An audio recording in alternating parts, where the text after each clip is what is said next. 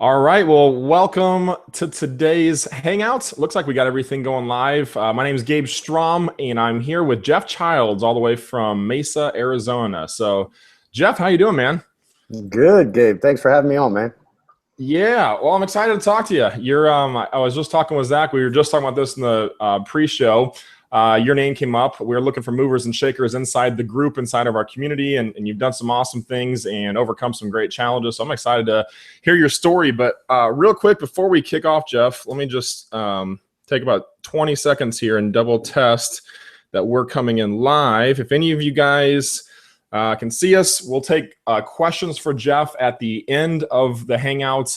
If you guys have questions and you're part of our community, post those in the group, as always, on the event page where you found about this. And it looks like we're coming in. So the good, the bad, the ugly. Jeff, I don't know which one of us is which, but you ready? You ready to rock and roll?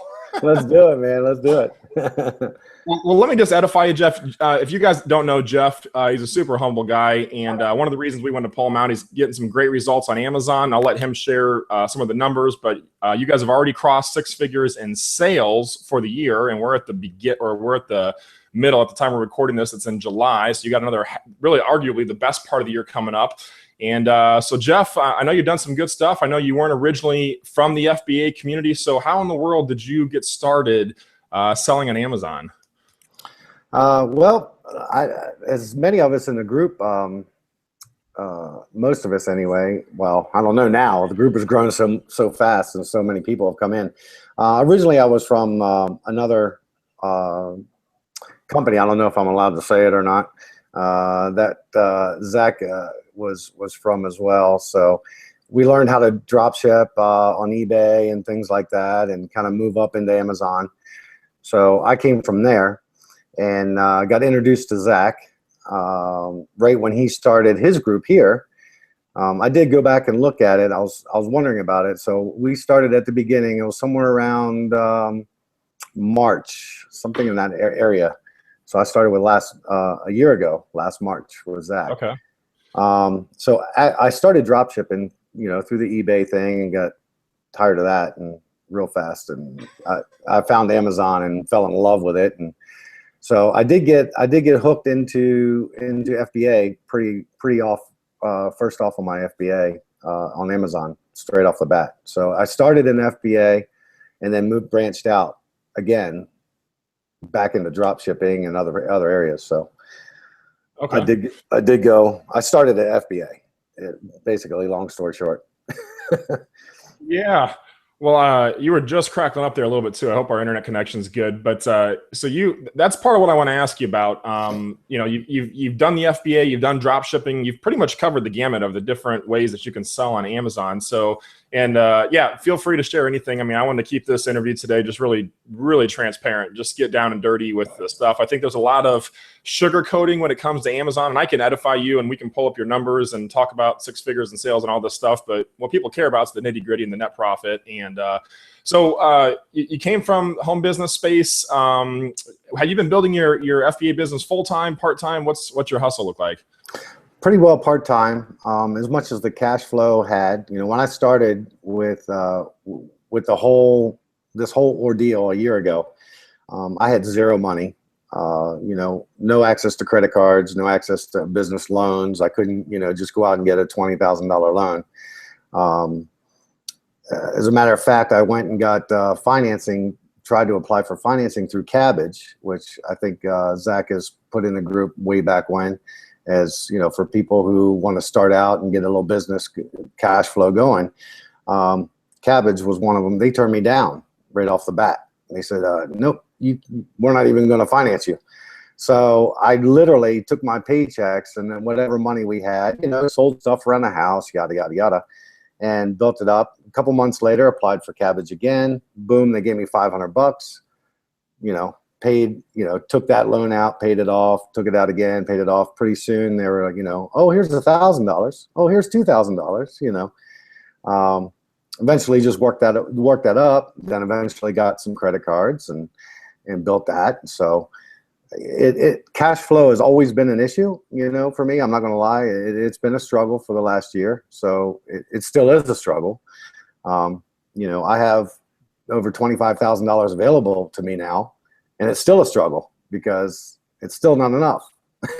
Yeah, well, you're and I work a full-time job, so this is completely part-time. You know, I still have to pay my bills. You know, my wife and I both work full-time, so we do this when we can and pull the extra hours to make it work, you know. Yeah. Cool, man. I love it. Full-time work, half-time hustle. I love it. Yeah. So that might, what you just said might have sounded strange to somebody. You know, you know, you've done 6 figures of sales. Do you mind pulling up your numbers? How much sales have you guys actually done to date, if we were to really drill in here? Actual today, as of today? Well, today, yesterday, tomorrow. Yeah. Well, can we go back a couple days? No, I'm just kidding. Let's see. Yeah, let me get my reports here. I just want people to understand, because, you know, I want to talk, you know, there's obviously, you know, a lot of people talk about the great stuff, and you've done great sales. So when you talk about, you know, cash flow and things, I want to get to that, but some people might be confused. You know, how can cash flow be a big challenge if, you know, you're doing that kind of sales? So we'll get into that piece.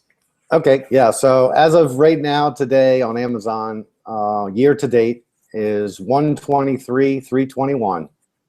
321. Okay, that's pretty specific. $123,000 in sales, and then what's your net profit like on that?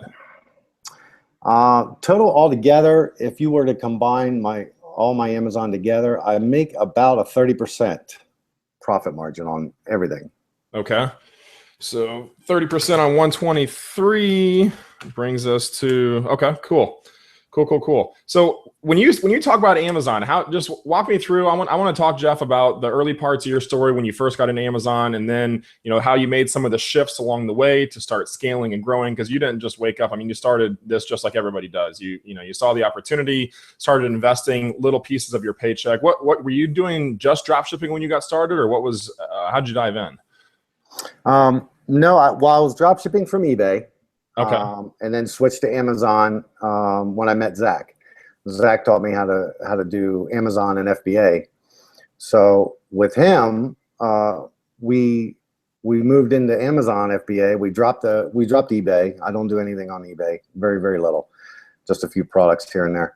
But most of it has been with Zach. He taught me how to do the FBA.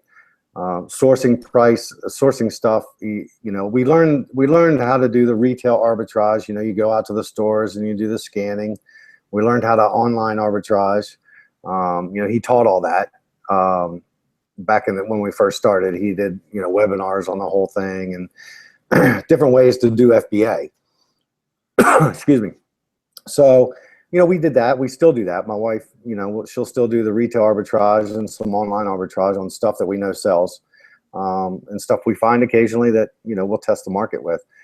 But pretty much we started out in FBA, but what we found was, okay, well, we could, you know, we sourced products. Zach at the time, you know, as he really does now, he has tons of products now to source. But at that time, he only had limited deals going on. And I snatched onto one of them, and I've been selling that product for, well, since last April, I think. April or June. No, yeah, I think April was the first time I bought it, but I really bought a nice chunk of it in June. Okay. So I've been selling it for a little over a year now, and just crushing it with that one product. But I've bought several products from him, and you know, that are replenishable in the past. Okay, so, there's that word. Replenishable, yes. Replenishable, yes. I have bought some that aren't, and that were replenishable that didn't, you know, that dried up. But so that's kind of how we did it. The problem we ran into was, you know, we put the money out, and it might take 30, 60, 90 days to get your money back in order to have enough cash flow to buy another product or buy more product, or the replenishable product that I was getting wasn't available for another 6 months until it, you know, his supplier got some more, and then you know, we'd do it again. So with that led me into drop shipping on Amazon, because we could see a faster return with smaller amounts. You know, we could control it a lot more. There was a 2-week time period to where you could drop ship on Amazon. And as long as you could cover what you sold for that 2-week period until Amazon paid you out again, You know, you just redo that and redo that and redo that. Right. So we had a quicker cash flow with that. Right. So that I could reinvest either back into the drop shipping or back into FBA, wherever we needed it to go. So we've kept the drop shipping because it keeps our cash flow going constantly. Yeah. There's no lag. You don't have to worry about, you know, well, we do have to worry about competition coming in, but not so much. You know, either it sells or it doesn't. Yeah. It's not like you have FBA sitting in the warehouse going, you know, is there competition going to come in? Am I going to make a profit, or, you know, whatever, which is constant with FBA. You just never know. Yeah. It's just the risk of the game, but you make a better profit with FBA, much better profit with FBA. Yeah. So what are the margins like on drop shipping? Just out of curiosity. Drop shipping, I could run as low as 10%, and I could run as high about 15, 20% for the month. Oh, okay. Okay. It's not like the FBA. I mean, FBA, I run on average about a 46% profit margin. Okay. That's pretty high. You must have Well, some, I have some very good products in there. you got a couple home run products in the portfolio. Yeah. I'm very picky about my FBA products now. Yes. Okay. So there's a lot in this, Jeff. There's a lot we can talk about. You brought up a very important point, and that is cash flow, which cash flow is king. Cash flow is king in every business, not just the e-commerce business. And managing your cash flow as an entrepreneur is the challenge. And I've noticed this.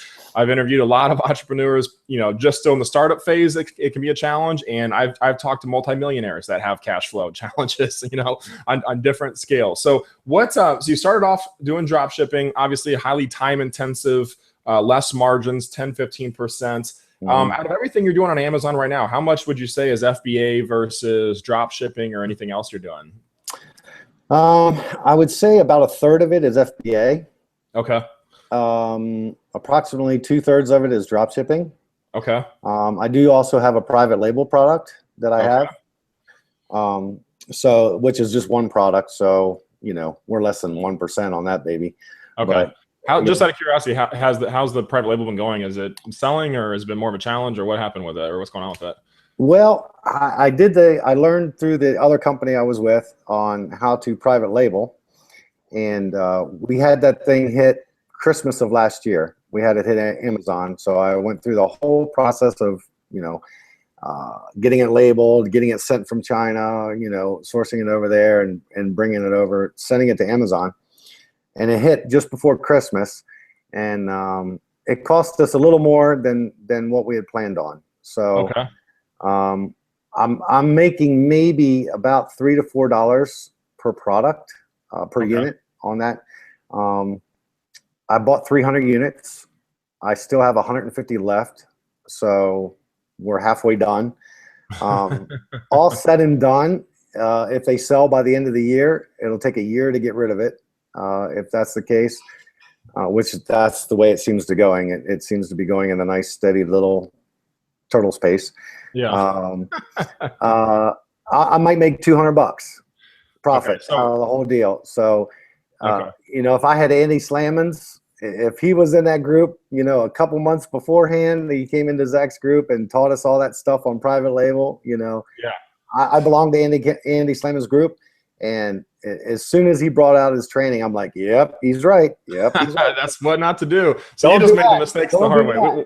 Yeah. Well, we could do a whole section then. I had to bring up the private label. We don't have to talk a ton about that. I guess we can, I mean, if people have questions, I mean, Zach and I's belief is it can be a great source of revenue, but we've heard this from a lot of people. It takes a lot of time, a lot of marketing. And if you're just starting off, it's a lot of moving pieces if you're just starting that. So probably not a good place to start with. No. Very lucrative if you can. I think the benefit to private label is the long-term cash flow. Once you do get a product that sells, you know, you're doing a couple, I've seen guys and heard stories of guys that are doing 10, 20, 30, 40, 50, 100 plus units a day. And then, you know, that's great cash flow because you can just print and replenish as you want, but that's like finding a needle in a haystack sometimes too, with finding the right product, and you got the whole variable of China and all that stuff. But okay. So if I heard you right, about a third from FBA, about 2/3 from drop shipping, whatever is left, which is a couple percent comes from the private label stuff. So how Jeff, if you guys are doing mostly drop shipping, how in the world do you and your wife, how do you guys manage, do you and your wife work the business together, or is it mostly you, or how do you guys, you know, delay up the work? Well, I do have a business partner that I do the drop shipping with. Okay. So we kind of divided up. We do have, some people that help us out. So we've kind of outsourced some of the drop shipping to handle different aspects of that. So I'm a lot of hands-on with that. There is a lot of time involved with drop shipping. There is a lot of effort that goes into it, a lot of work. Yeah. So it's something you have to baby and pay very, very close attention to. So, obviously I can't do that during the day usually, or my wife or my business partner. So we had to have somebody kind of monitor things for us and kind of hire somebody else to kind of help with that. Yeah. Yet we grow. It is growing, so it's just as our FBA is.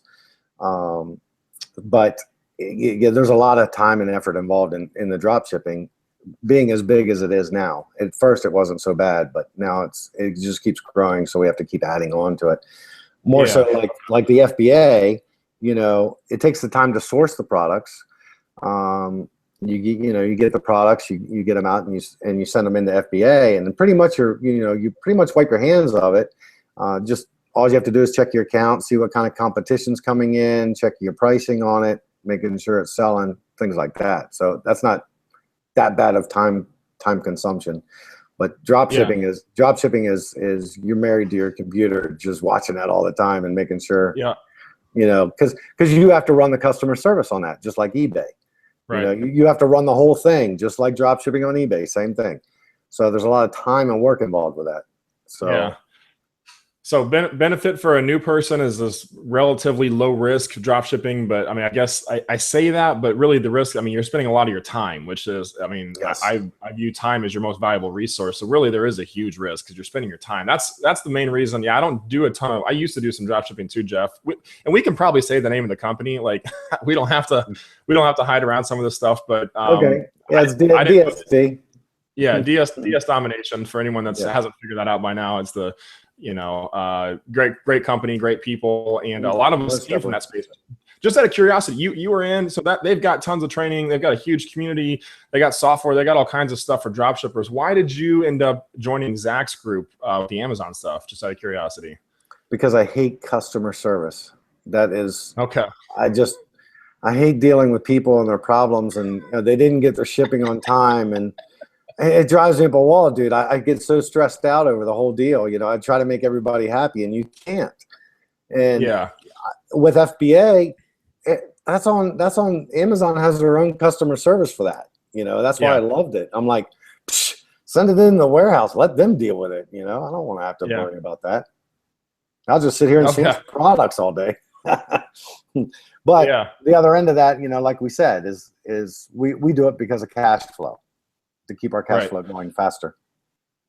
So, and I love this, Jeff. That's one of the reasons we do these interviews, just to highlight, different people in the community having success, because there isn't one way to get to success. There's an infinite number of paths to get there. So whatever you got to do to make it happen, supplement it with your job, so you don't have to eat the funds that, in the early parts, drop shipping.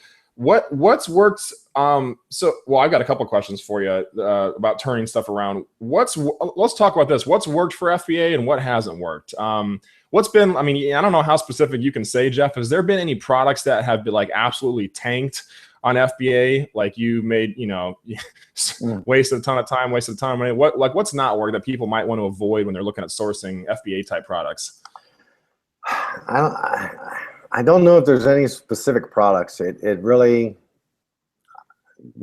some products sell well, some don't. It all depends on what you can buy it for and sell it for. It's the buy low, sell high, see if there's a good enough profit margin.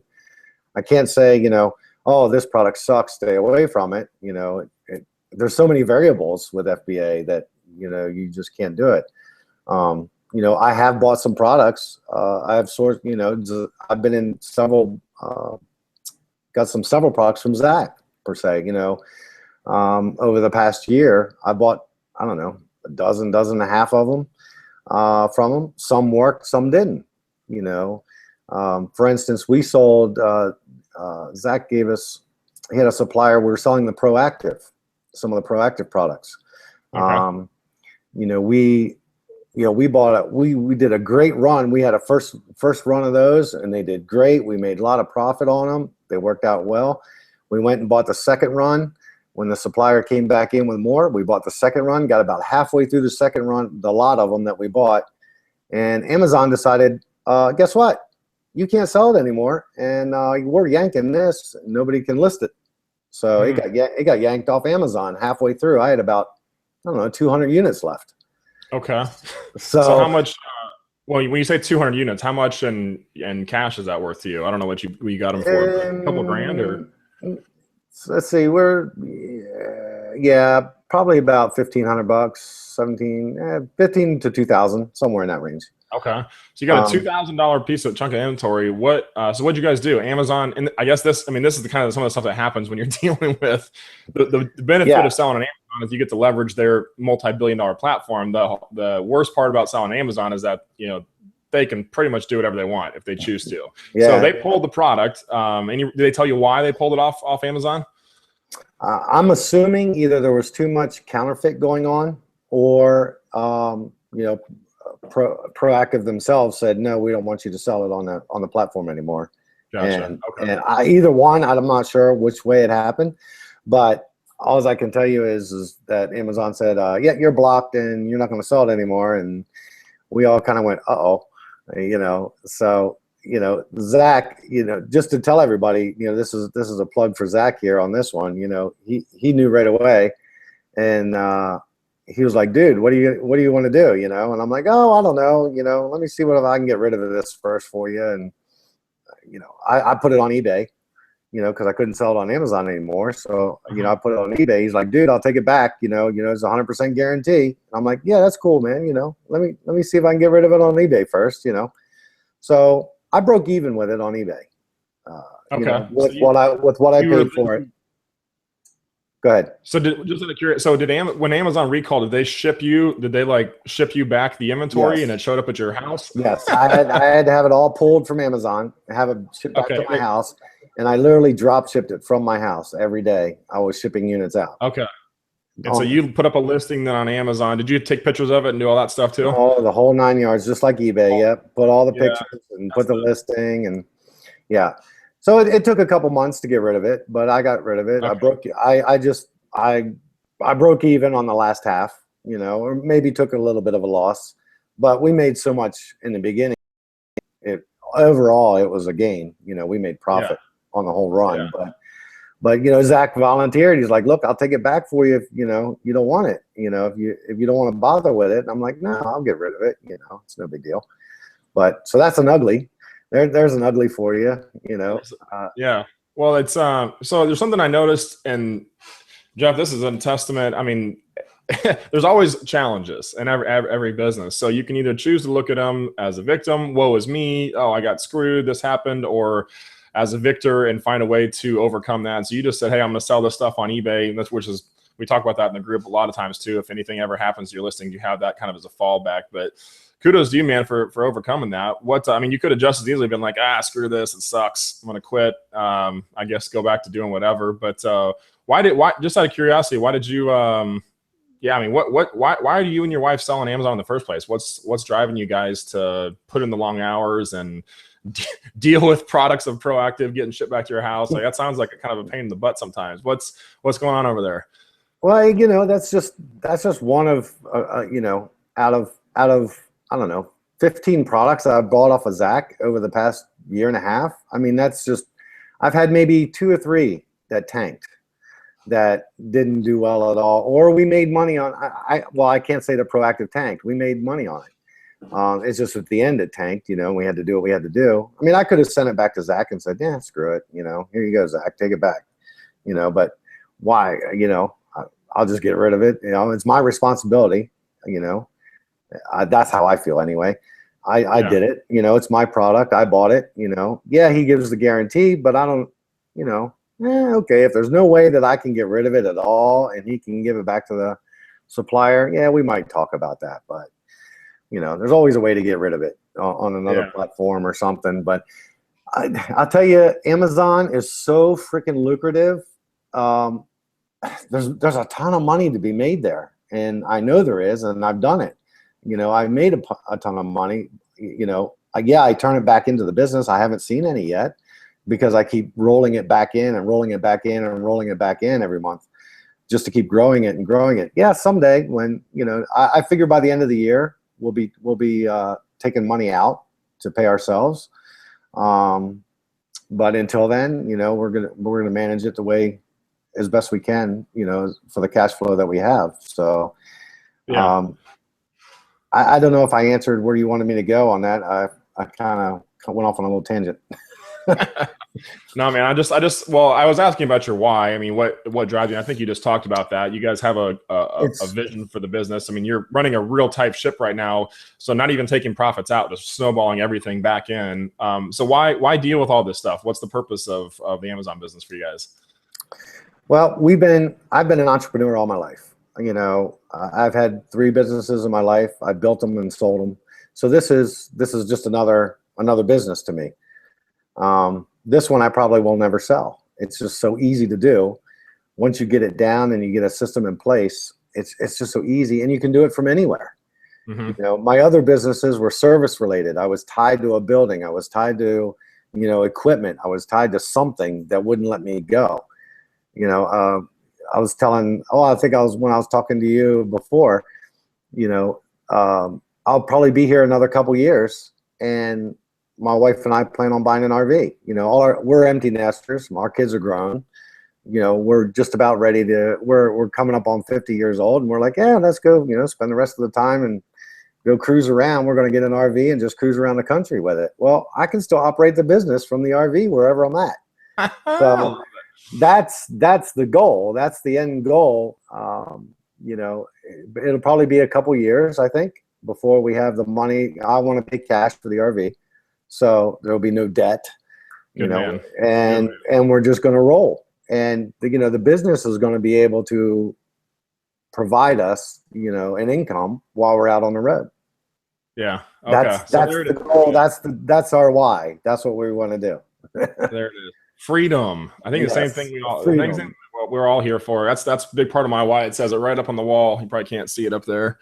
Says it right up there on the wall. The why is for freedom, and we're on the other side. My wife and I don't have kids yet, but that's I've been an entrepreneur a long time too, Jeff, and that's always been a clear why, is just when we do have kids, to have the freedom to be with them and not be tied down, stuck in an office somewhere. And so that's awesome, man. So sure. Well, we could talk about a lot of things I want to ask you about. What are you doing for sourcing them? I mean, you've had some stuff that worked. You've had some stuff that doesn't. I think there's a couple lessons in what you just said. Number one, you got to have a long-term vision for the business. There's always going to be an up and down. You can't get tied into the emotional side of some products do well, some products don't. You just got to get better from all those experiences, learn how to analyze and move on. But what's been working for you? I mean, we could talk about some of the other horror stories probably of things that have gone wrong, and that stuff's valuable. What stuff's, I mean, there's always a couple things that we as entrepreneurs almost like accidentally do to kind of stumble into success, it feels like, because it's such a miracle sometimes. But what's been working for you, Jeff?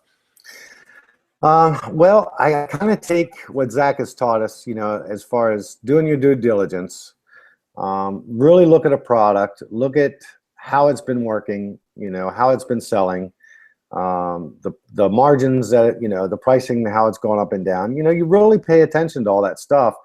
Like I said a little bit earlier, I'm very, very picky about my FBA products that I do.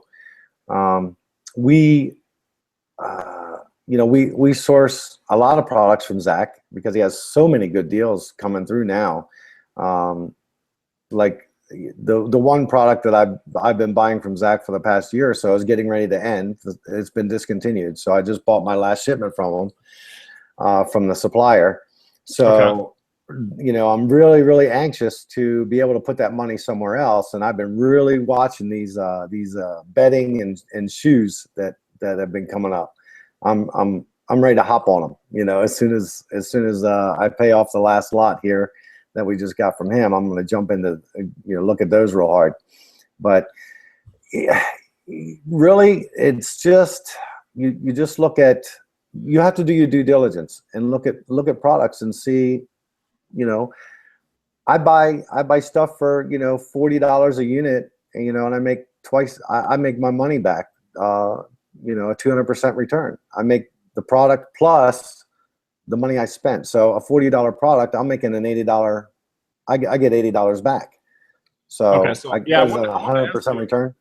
Yeah. Do you have, what is the criteria you look for? I mean, it sounds like you say no to deals more than you say yes to stuff. So what is the high level metrics you look at when you're analyzing product? If I can't make half a return back, so let's say if I buy a product for $20, if I can't make $10 on it, then most likely I'm not going to do it. Okay. That's my minimum. Okay. So and it doesn't have to be a $20 or a $50 product. For instance, we have one product that we source from Walmart. My wife loves the retail arbitrage, and we just fell upon this one day. We were looking through the clearance rack, and in Walmart trying to do some retail arbitrage, and she's checking all this makeup and soap and all this other stuff, And at the time, I just happened to be leaning up against this big carton of a product here, and I was literally leaning on it, just watching her scan all this stuff, with the app and the whole 9 yards. And I look over it, and the product, it's just they sell this product for $1.50, a bag, and I was getting bored, so I decided to pull my scanner out on my phone, and I, clicked on it. Well, I can buy this product. I can buy it for $1.50. And it's selling for Amazon. It's selling on Amazon all day long for $7. So I'm making $3. I get a $3 payout after everything's done. So I double my money on a little $1.50 item. We go through about 50 of them in 2 weeks. No kidding. We'll sell about 50 of them in 2 weeks. So you figure figure you make $1.50. You put in $1.50, you get $3 back. Basically, is what happens. It's that type of stuff. I mean, it pays for her gas to go back and forth to work for the week. Yeah. It's just something that's something like, you never know. You just fall into stuff. We're always looking. My wife will see something on the internet, and she saw a tick remover, just to give you for instance.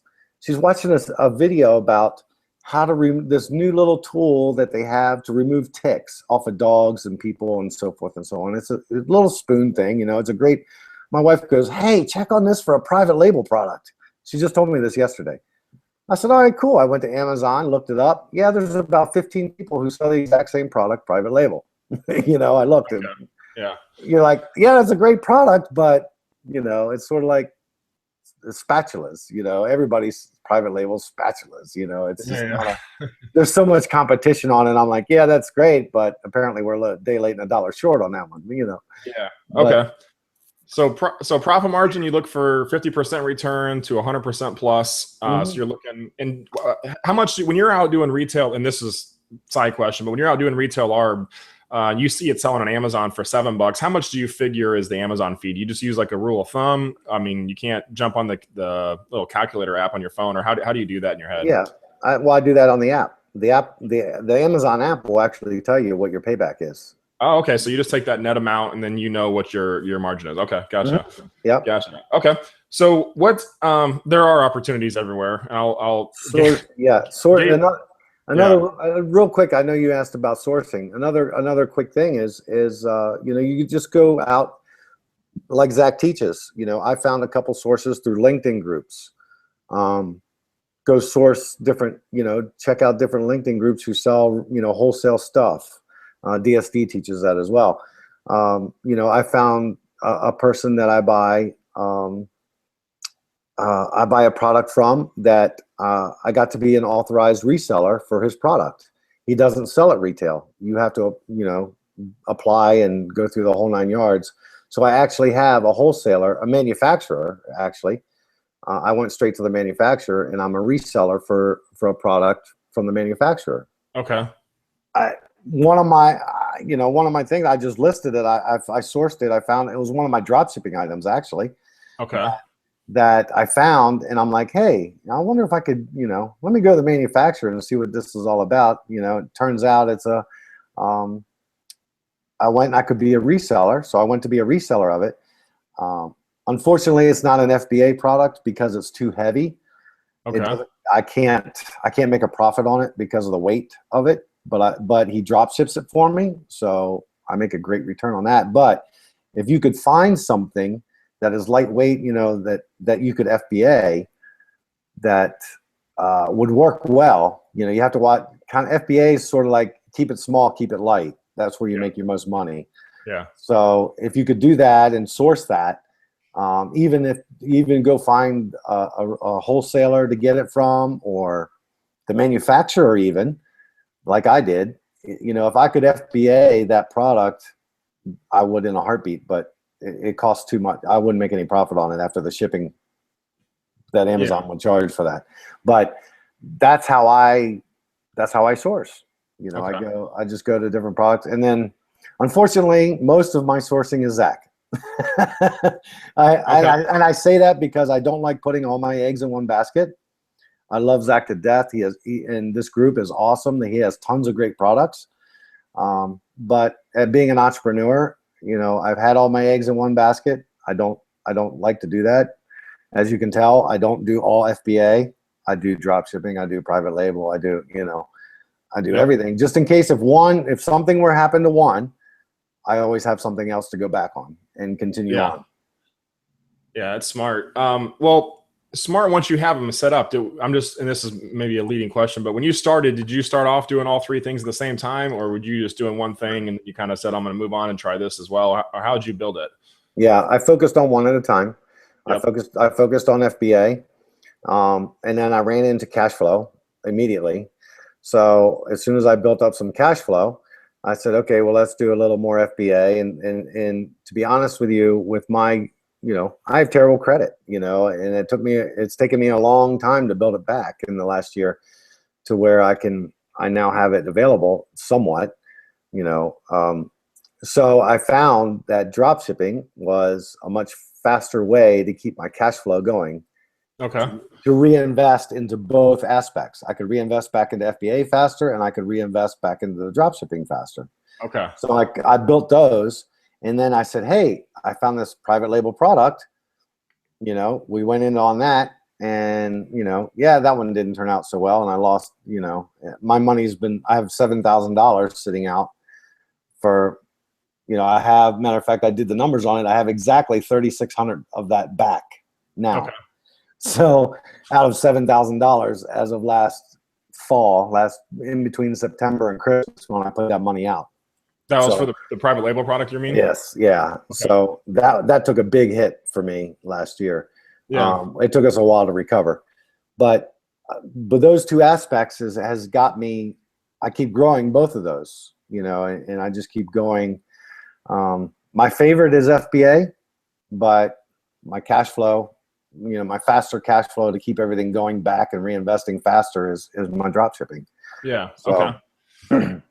Okay, cool. Well, that's, so what kind of, when you're looking for, I mean, obviously Amazon pays out every 2 weeks. So there's a cycle to the cash flow. When you're drop shipping, you know, customers paying in advance for a product. So the money shows up first, and then you go source the product second. What type of, is there any kind of, I mean, you mentioned some of the margins you look for when you're sourcing product. Do you look at certain ranks for certain products? And do you look at like how long you're going to get your money back, or what's like a good time frame for your FBA side? What is there like a target that you look for when you're trying to get your money back in so you can keep it moving, or what's that look like? Yep, rank is very important. Rank is huge. So we look for rank. I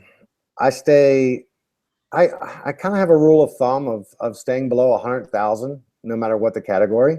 Okay.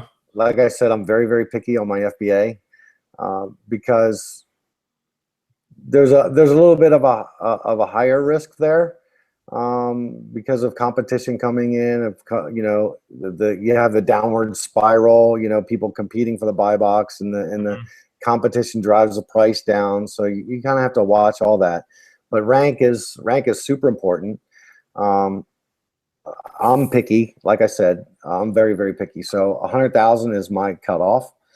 In any category, doesn't matter. The other thing is reviews. I need a 4-star review, 4 or 5-star review on the product. If I don't have a 4 or 5-star review, I'm not going to sell it because I don't want a bunch of returns. I don't want to have to deal with, you know, whatever might happen for the FBA. You can get reviews on your feedback on your site. Amazon will remove them, but it's still, you just, oh, you don't want people coming back, oh, cheap product or this or that or the other or bad, it broke on me after 2 weeks, and I don't want to deal with all that. So Yeah. that's why I'm so strict. So if it has a 4 or 5 review, I might go 3.5 stars. If it has a really good rank, like super good, like, 10,000 rank in a category or something, or a 5,000 rank in a category, yeah, I'll go with a 3 star. Okay. Just take a chance. I'll test it. I'll buy like, 5 or 10 of them and see how it works and how fast it goes. That's another thing, is I'll test it first. I won't go in and buy, 100 of them right off the bat and throw them in there. Yeah. I'll buy like 5 or 10, depending on the price. I'll throw them in, see how fast they move, see what kind of profit margin I end up getting with it. If it works out, I'll go buy, 20, 30 more, see how fast they go, and then just kind of bank it from there and see, replenish it as it goes. Mm-hmm.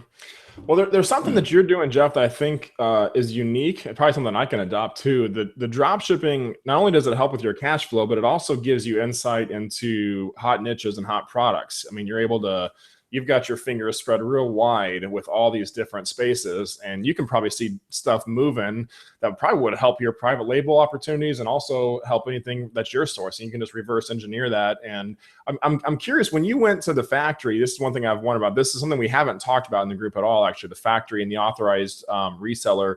What did you do? You found a product and then you picked up the phone, called the factory, or what? Like, what did you actually do? Well, we actually listed it and drop shipping. Like I said, I have somebody who helps me with the drop shipping, and the girl who helps me, she actually listed it, and I looked at it and I went, well, that's an interesting thing. Let me look at this thing. I've never seen one, So I checked into it and I found the source, and we actually sourced it from Home Depot. Wait, what do you mean you found the source? What is it? Well, okay, so I found out where to buy it. When you're drop shipping, you have the listing on Amazon, Right. and then you have to source it from somewhere. Right. You either have to source it from, either the manufacturer, you have to source it from a wholesaler, or you have to source it from a Home Depot or a Walmart or something and go buy it, whatever it might be. We just happened to source this item from Home Depot, and we found it. And I'm like, I was very interested in a product. I said, this is a great product. I need to look into this. So I found the manufacturer of this product, and so I emailed them. Okay. Did you just do a Google search, or how'd you find the guy? Yeah. The Just did a Google search. Yeah. Okay. I Google searched him. I found out where he was located in Ohio. I found him and I said, hey, I'm interested in selling your product. I'd like to talk to you about, I looked to see if he, sold retail or where you could buy it. I checked out his whole website, return policies, things like that, and what he did. Well, it turns out, he didn't sell to the public. You had to be an authorized reseller. So now I'm thinking, okay, well, maybe I can wholesale these things. I can buy a load of them and send them in FBA. So that's where I was going with it. So I called him, I emailed him, and he's like, oh yeah, let's, have a little discussion. Let's check you out and see what you're doing, and let's see what we can do. So I told him, I'm selling on Amazon. Here's what I do. Here's my store. Check it out. If you're happy, and we can do business, let me know. He came back and he says, yeah, I'd love to be on Amazon. We don't have a very good presence there. I'd love to have you selling on Amazon for me. I said, awesome. I said, how much would it cost me if I bought X number? They're pretty big items. They're pretty heavy. So like I said, how much would it cost you to send me a pallet of them? He could only fit like 25 on a pallet. Okay. How much would it cost me? Well, it would cost me $1,000 for these things. The product's $100 a piece. Okay. It would cost me $1,000 to have it shipped to me. He probably could have shipped it to Amazon as well for me. He probably would have done that for me. It still would have cost me. I still would have to pay the shipping. But so then I put it in the FBA calculator. I'd lose money on it. I was at like a $10 loss if for the shipping that Amazon wanted, and the amount of what all said and done, I'd make a $10 loss. Okay. Drop shipping it, I made a $50 profit. Okay. So you place the order, have the stuff shipped to your house, and then you just drop ship it on Amazon. And just, No, he actually agreed to drop ship it for me from his factory. okay. So I placed the order with him. He sends it to my customer. Okay. So every time, so when you had a purchase, how did he set you up? Did you have like access to one of his sales team? You just put an email in, or how did you actually place those orders then? That's exactly how we do it. I place right to one person I deal with. I email him with the order, and then he emails me back with the tracking number, and when they send it out the next day, and that's what we do. I mean, that's kind of unheard of in wholesale. Normally you would have to buy like a bulk of them, have them shipped to your house, you send them into FBA, things like that. This happens to be a unique thing, but it was a great source. I mean, that's how I found the source. Was I look around, I found a product, and I'm like, hey, check this out, and something just clicked, and I'm like, I need to look into this, you know. Yeah. Huh. It was just one of those things. Yeah, well, you don't get if you don't ask. That's for sure. Yeah. So you never. I mean, you got to knock on a bunch of doors, get a bunch of no's. That's just being an entrepreneur. I've been turned down. Yeah, I've tried to wholesale a few other people, and I've been turned down about half a dozen times, and I've got one yes. So well, what's the authorized retailer? What did you have to do to become an authorized reseller for him? I just had to fill out an application with all my info. I am an LLC. We put an LLC in effect beginning of the year. Okay. So now I have a company. I've been turned down more because I don't have a external website other than Amazon. Oh, okay. A lot of wholesalers want to see, okay, you're a company, that's great. Yeah, you have a federal ID number. Yeah, that's cool. What's your website?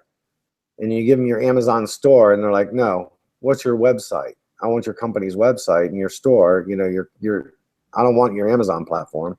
I'm like, I don't have one. And they're like, sorry. Okay. Okay. So you could even just, as you're talking about that, you could even just throw up a WordPress site and just to have an online presence, make yourself presentable. But okay, so just the form that you filled out. So sourcing, I mean, no magic sauce here. You found a product you liked, and you looked up on the Google, found a manufacturer, sent the guy an email. What a concept. I tracked them down, yeah, and called them, and a matter of fact, I did fly out there to meet them as well.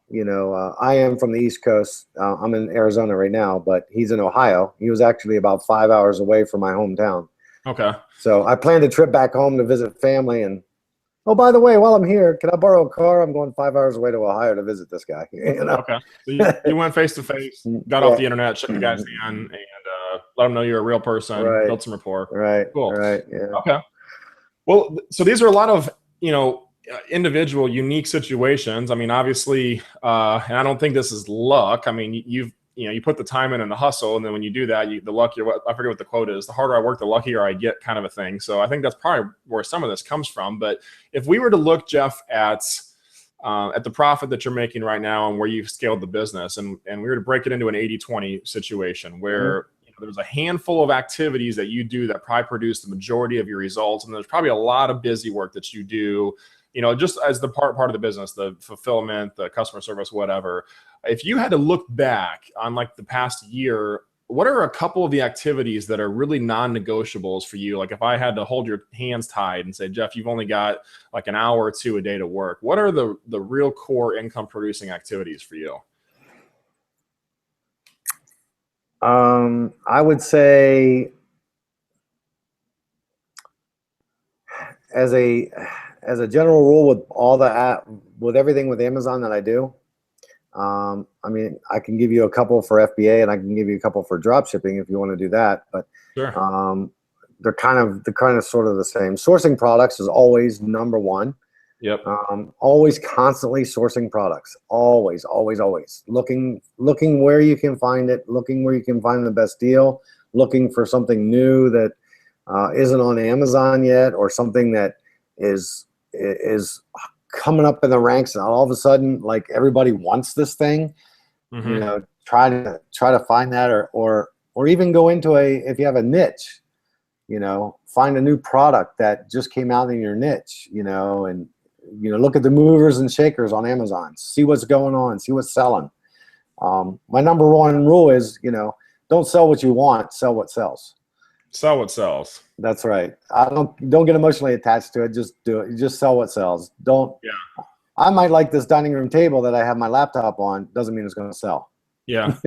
Man, there's a lot of parallels I've noticed in our industry in the real estate space. I mean, I was a part of the real estate industry 10 years ago before getting in, and I got burned in my head. You make your money when you buy, you realize it when you sell. And a lot of the wise old investors would say the same thing. Like, it's not about how pretty the house looks. It's not about the carpet color. None of that stuff matters.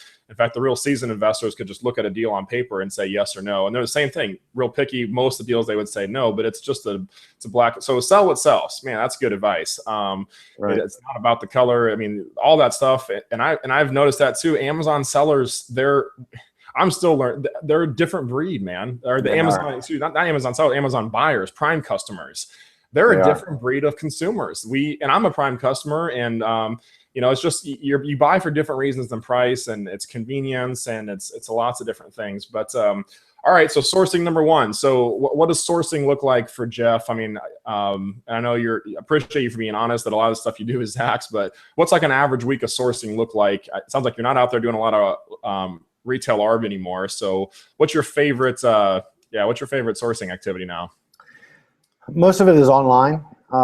That I'm not a fan of retail. My wife takes care of that when she likes going to the stores, but I let her do that. Mine has always been online. So, I'm always in Zach's group. I'm always checking out all the deals they got going on, checking them out, seeing what's going on. Most of the time I miss most of them, just because I'm at work and doing other things. But there are some that come along that I can jump in on and I take. So I watch Zach's group pretty close. Like I said, there's a couple groups on LinkedIn that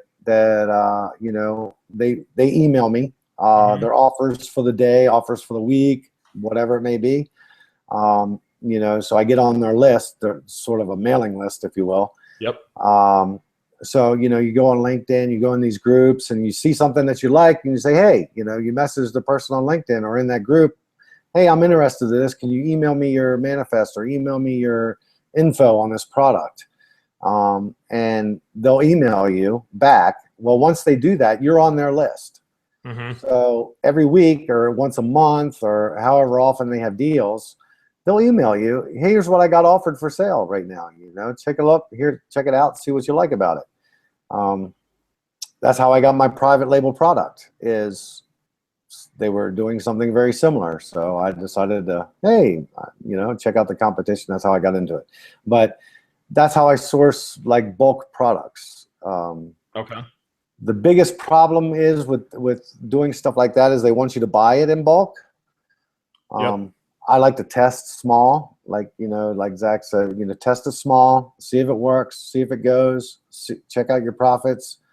If it's good and it's replenishable, go for it. Scale it up.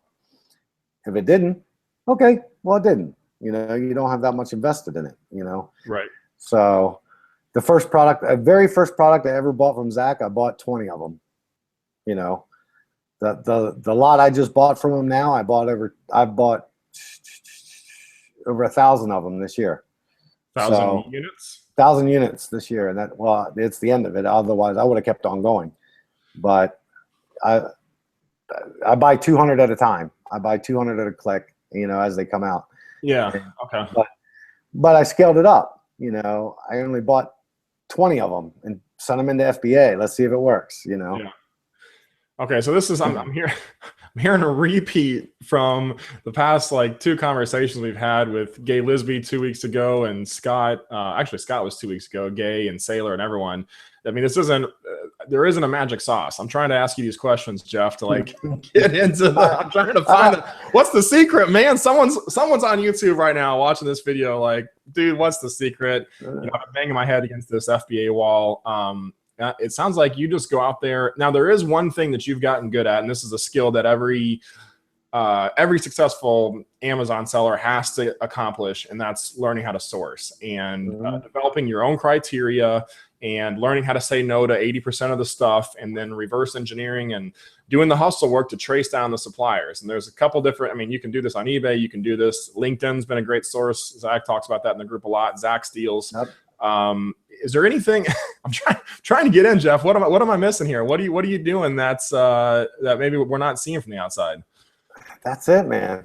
There is no secret sauce. I mean, everything I've done, all the DSD training, I followed all the training. Zach came out with his training, the FBA boot camp that he has, that was originally, those were his original training videos, most of them, that Yep. when we started, you just follow the videos, follow the training, follow what he did. He's done it once, he's done it, now he's doing it again, with the exact same theory. I mean, it works. So you just follow it and do it. I mean, it's not that difficult it's just like any other business. It takes time and it takes money. Yep. And it takes effort. If you think you're going to go out there and buy a product, throw it into FBA, and you're done with it, you're wrong.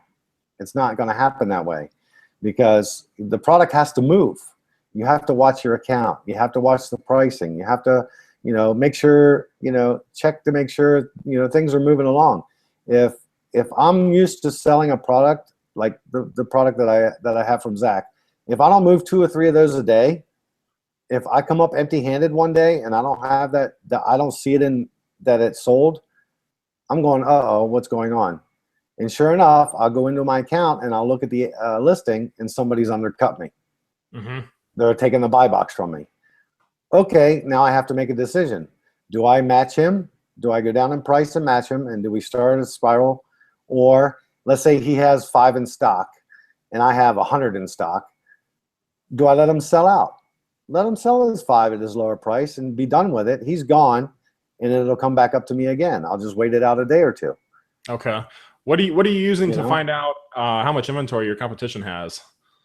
You can go in and check their account to see how much they have. If you go in and if you go into the listing, check on your competition, add it to cart, add it to your cart, and when you go in to edit your cart, you can edit it to 10 plus. So click the 10 plus button, and then you can type up, I think, the 999 in the box. Okay. Click 999. Add it to your cart, update your cart. If Amazon's on it, let's say Amazon is the seller and they're beating you out on the listing, put in 999. Well, if they have 999 of them, it'll add all that to your cart. And you go, oh, they've got over 1,000 of them in stock. Okay, this might be a while unless I want to go down and beat them, go down in price. If not, they're going to tell you, Amazon will come back and their cart will tell you how many you have in stock. Oh, he only has 5 in stock. Oh, he has 54 in stock. Oh, whatever. You and then you make a business decision. What do I do? Do I wait it out? Do I drop my price? Zach, he's more of an aggressor seller. He'll drop his price, and he likes to be in the buy box at all times. He loves that buy box. Yes. And he will not wait. So he's an aggressive seller. He wants his money back so he can turn that money and turn it into another profit.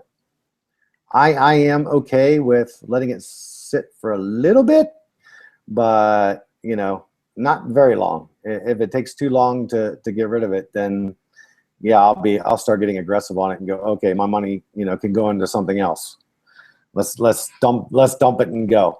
And get rid of it as fast as I can. But so just a different approach. That's actually really valuable feedback. I've always used FBA Toolkit to see how much, but sometimes if the item hasn't been listed yet, you can't tell who's selling it. So that's a good little tip. Hopefully you guys picked up on that that little tip of just seeing how much your competition has. That kind of gives you some insights. A lot of people will, I've noticed that too, they'll come into a market. If they've only got a handful, they'll lowball the whole market, just try and get rid of them real quick. And a lot of times you can let those guys just sell through, and then the price will come back up to where it was and move on. But all right. So one more little tip real quick. I just remembered. That's how we used to track it, track an FBA product to see how well it sells. I know FBA Toolkit will track it for you now, and you can use Keepa and Camel and all that. They give you a lot of tools now that we had, but I wasn't aware of that before last year or a year and a half ago. That's how we used to track the FBA and how many sales actually were going in a day. Okay. just check out your competition, check out their carts, see how many they had in FBA, write them all down, and come back the next day and check their carts again. And you can see how many units sold on all your competition during a day. I used to put up spreadsheets of that.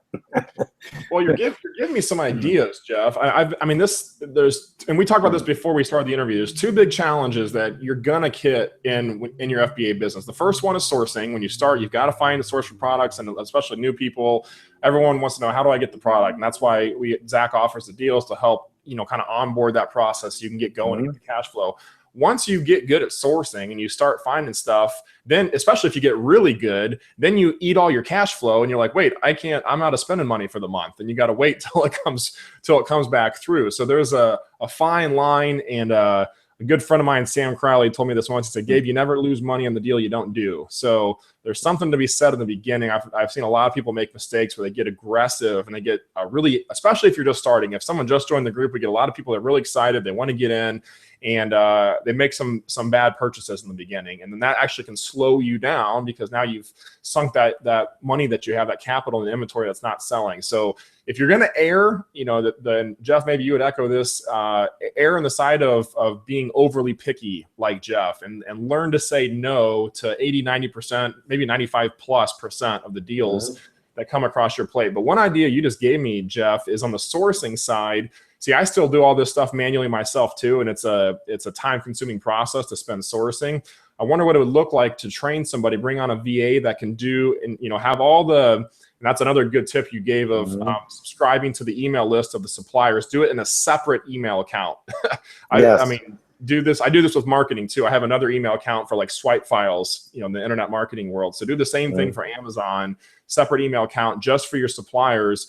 And then instead of me signing in each day and going through all those emails, I wonder what it would look like to train a VA to have him or her go through and say no to 80% of them, and then send me a short list, maybe 20, 30 products. That would be really helpful. So you're giving me some good ideas on how to smooth this process out. But well, let me ask you, we're at the top of the hour, Jeff. If you guys have questions for Jeff, Jeff, I knew this would be fun today, but you're so calm and casual. It's hard for me to pull the ugly out of you. That's good though, man. There's not a whole lot of ugly. I mean, the ugly is I have $7,000 out there on a private label product that I screwed up on majorly before Andy Slamans, confirmed exactly what I found out. Yeah. A couple deals have gone bad, with Zach, that, competition came in, drove the price down. I didn't make any money on it.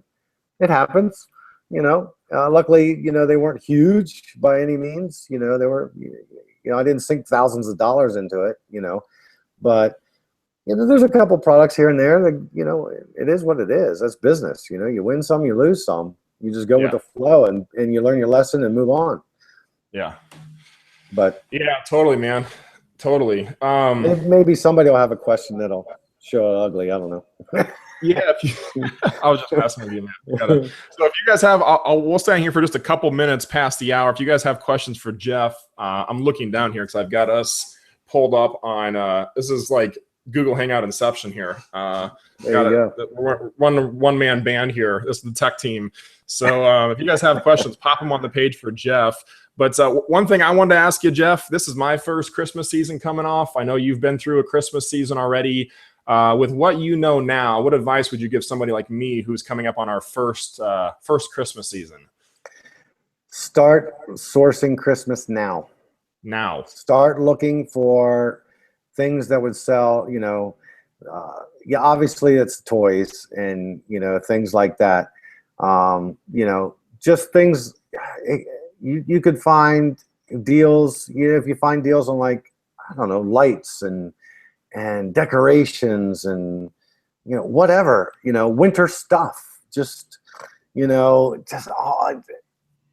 sourcing and start, getting ready for the FBA season, Q4 coming up, because it starts September, October, man, they're in full swing.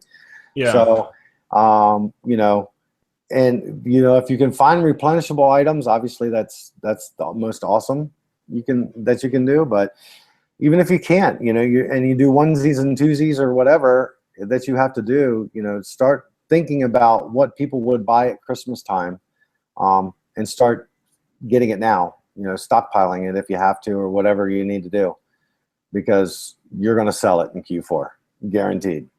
Okay, so stock up, start buying now. That's good advice. Any kind of areas for Christmas? I mean, we could talk, and I try and tie this into all of our conversations now leading up. Two questions for you. One, when is your? I know Amazon released their calendar a couple weeks ago. When's your cutoff? Like when is Jeff shooting to have all of your inventory in by? Is there a certain date that you kind of earmark? No, I'll send it up all the way through the season. You just keep sending it in, I just keep sending it in as I get it. I don't have a, I don't, go, okay, well, I have a garage full of stuff I'm going to send in the FBA now. I don't do that. I send it in immediately, and it sells now. I have some dog, they're like Christmas dog stuff, like dog collars and costumes and the stupid dog hats that people put on their dogs. I'd call them stupid because I don't put them on my dogs, but I probably just offended a bunch of people. But it's things like that. People, they have these little the little bells that go around their collars, and whatever. I send them in. Yeah, they're sitting there right now. They're not selling. I found them a month ago. I haven't, I have some dog collars that I bought. Zach had a deal of some dog collars last year that had the bells attached to them, and it was a collar with the bells. I bought, a bunch of those last year just before. I think I got into FBA just after Thanksgiving. Okay. And I bought maybe 150 of them. Yeah, I still have maybe, I don't know, 75 or 80 left. Okay. They've been sitting there all year. They've been sitting in FBA. I know they'll go this year. I know I'll sell every one of them this year, but they were just too late last year, when they came in. So yeah. Okay. Think of things people would buy for Christmas. Dog, pets. People spend a lot of money on pet stuff. That's a good niche, just to let you know. Yeah, well, that's one question maybe we can finish up on. And Jeff, appreciate your time and appreciate everyone else's time for joining us today. I know we've all got lots of busy stuff going on, but any hot categories? We haven't talked a ton of specifics, and obviously that's out of respect for your business, and we don't want to be giving away all your secrets. I know you've had some really hot products. Any areas, niches that you like that have just sold well, better than others, maybe? Most of mine have been sports and outdoors,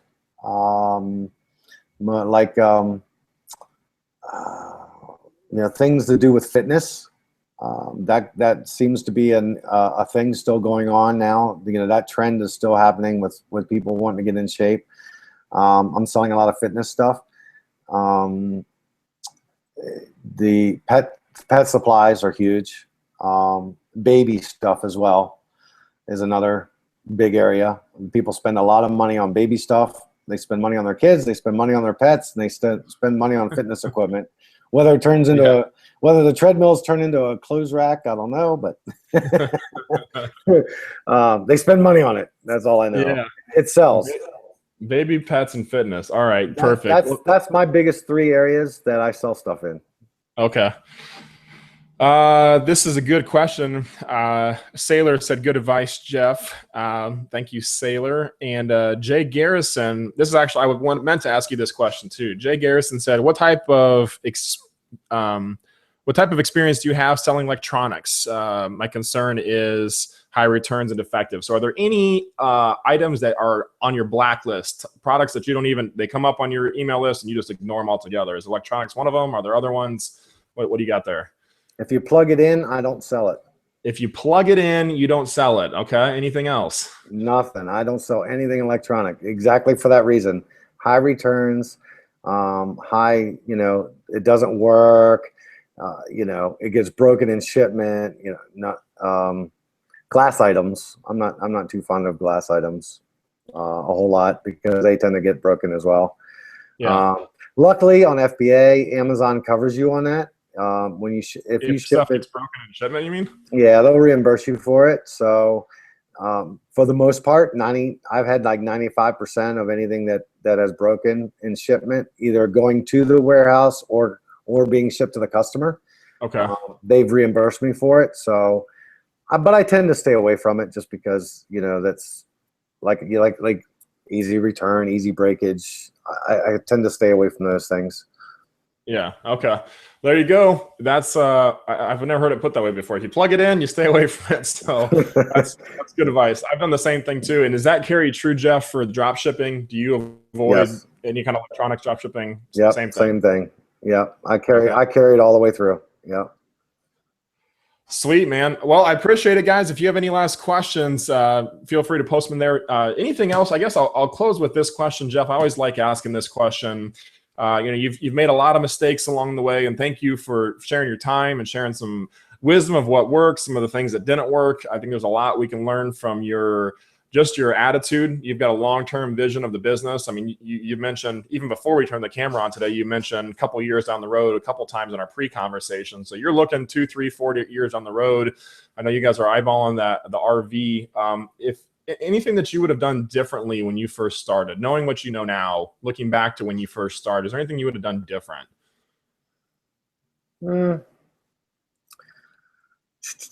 No, I can't say that I would have, because it's all been a learning experience. You know, I'm sort of the type of person that'll jump in and I'll go learn everything there is to learn about it, and I'll just do it. You know, I will do my diligence and make sure it's okay, that I'm not going to lose my butt on it. But you know, no, I don't think so. I think I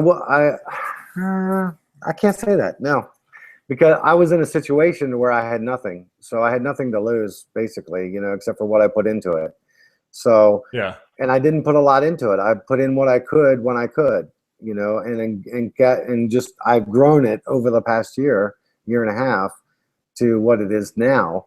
So it's nothing like I didn't go beyond my means and go get a loan for 20 grand and go put it into an FBA product, and then it bombed and I'm out 20 grand. And I got to pay this loan back. Right. You know, you have to do the business within your means and grow it as you can. Everybody is different. So it's your business. You do it as you want, but that's kind of how I've always run everything is you grow it as you can, and you move at your own pace for the amount of time and the amount of effort that you can put into it and the amount of money. So that's the advice I give everybody is, you know, do what you can. Don't go bury yourself by any means, but you know, you have to stretch a little, you know, you sometimes you got to stretch a little bit, which my wife has learned to stretch a lot over the last year, but funny, we're stretching. Hope you like it. We're stretching. She goes, yeah, she sees the payout, you know, $20,000 payout coming in Amazon. She goes, woo, we got 20 grand. I'm like, yeah, we got $19,000 worth of credit card debt we got to pay off this month, you know. So yeah. It's you know, from the FBA stuff that we just purchased and the drop shipping, you know, you got to pay that back, you know. So, you know, we end up with, you know, $2,000-$3,000 at the end of the month, and, you know, you just go buy more stuff. And, you know, but some people who have to take that money and live on it, you know, and take a portion of it out, well, you have to do that. You know, you do what you do. You do what you can, and you figure it out along the way, and just kind of plan. Like I said, don't plan it so that you're not burying yourself. Plan it so that you can constantly grow, even if it's 1% a day. Just grow that 1%, and just make it, you know, that day you grew, you know, 1% larger. You made your business 1% better. You improved in some area. That's how I run. I've run all my businesses that way, and it's worked for me. Man, that's good advice, Jeff. I mean, that's at the end of the day, that's all you can control. If you can just get a little bit better every single day, good things will happen if you keep taking action. Don't be afraid of failure, I heard you say. I've learned that too. Yeah. You can learn to get mad at failure and get frustrated, or you can look at it as feedback. So now I just call it feedback. Thank you. It's like, thanks for the feedback. Thank you for letting me learn this on a smaller lesson. I've noticed this too. in life, a lot of times if we don't learn lesson, God's got this unique sense of humor, and he'll he'll keep bringing us the same challenges until we learn to take different paths. Sometimes it takes, sometimes I'm a little bit slow with stuff like that. It takes a couple times or years, but you got to have a long-term approach. You got to be willing to grow every day. And that's good feedback. So cool, Jeff. Well, hey man, I really appreciate you sharing some time yesterday. Yesterday when Jeff and I hopped on, he jumped out of the pool. I don't know how hot it is. But I'll let you get back. I don't know what the rest of your day looks like, but hey, man, appreciate you sharing some time and sharing your wisdom with us both. Appreciate that, Jeff. Hey, thanks for having me on, and glad to be a part of it. And I hope everybody does well in here. Take everybody's advice. Different people do different things, and they do it in different ways. So take it all together, formulate your own plan, and move forward. Let's all be successful. Well put, man. Well, that's the intention. That's why we have these hangouts. I wanted to, and today, hopefully you guys can see Jeff's story. There's no secret sauce here. There isn't a secret curtain. There's no secret products that Zach's not telling us about. This is just, it is what it is. And be inspired by Jeff's story. Go take action. Those of you that are full-time hustle, you got a day job, no excuse. You make the time for it. But so yeah, thanks, Jeff. Appreciate it, man. We'll see you in the group. Hope everyone has an awesome rest of your day and weekend coming up here. And we'll see you guys soon. So thanks again, Jeff. Thanks, Gabe. Thanks, guys.